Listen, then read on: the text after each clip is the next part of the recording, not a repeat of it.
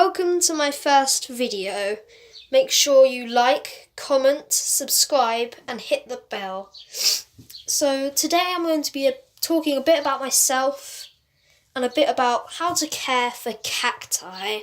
I'll shortly be making a video on how to care for succulents, so euphorbias, other succulents like echeverias or echeverias, depending on how you say it. There's lots of different other succulents, but today I'll be focusing on cacti. So the first rule with cacti is get well-drained soil. Soil I use is John Innes, number 2, or John Innes, number 2, with 1 part John Innes, number 2, with 1 part gritty sand and 1 part perlite. That is the basic cactus and succulent compost. And if I were you, you should probably add a bit of grit as well, another 1 part grit. Do not overdo it with the organic matter, so do not take it from normal garden centres or shops where they do not do the right potting mix. I'm not setting a very good example, giving just plain peat and not repotting it straight after I get it from this horrible mix.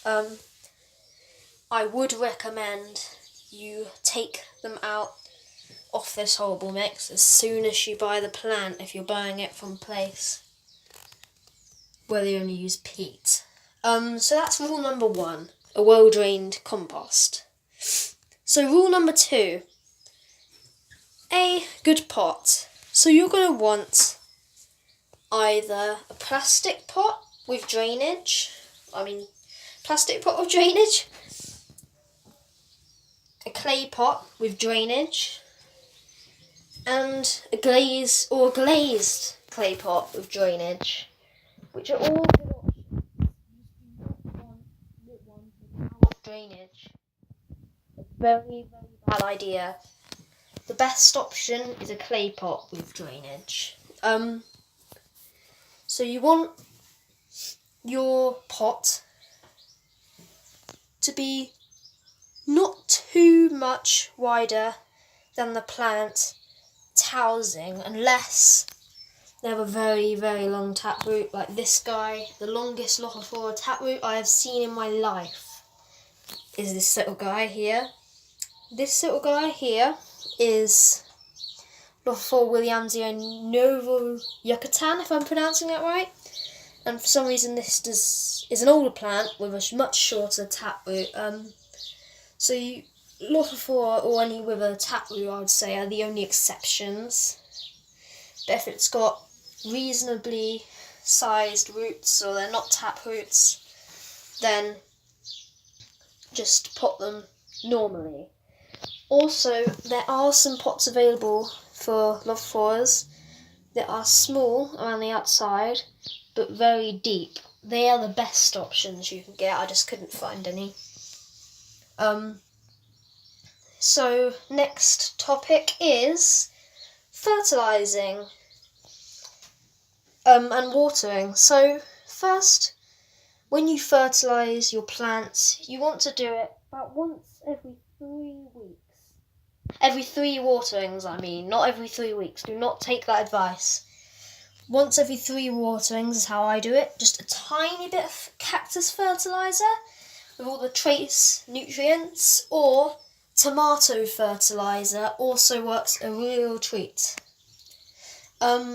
Watering, you want to water these plants once every 2 weeks in spring. That's how I do it.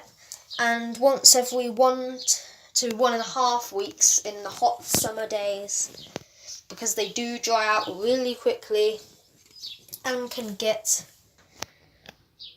some serious damage from being crumbled up too much. They can take a bit of shrivelling. They can take a bit of shrivelling up. They can take a lot of complete the soil drying out. That's what they're meant to be. You do not want constantly moist soil. That is the worst idea ever, because they can get root rot, which is this terrible disease, a fungal disease, I believe, where if the water is standing in the pot too long, the plant starts to rot from the roots upwards, from the base of the plant to the top of the plant. I will do another video quite soon on how to save your plant from root rot. So it's an emergency operation, root rot, but I'll go on to that later. So next is ventilation. Cactus plants love a lot of ventilation, and that is what they need. Especially on those hot days, you do not want a badly ventilated room, trust me. It's happened. I've lost a plant to lack of ventilation once, which isn't that much, but you need to open your vents on the greenhouse, if it's in the greenhouse especially. And then on a hot day, a south-facing windowsill, open the window, even slightly. That can save your plant. Next topic, heat and light. So, let's go for light first.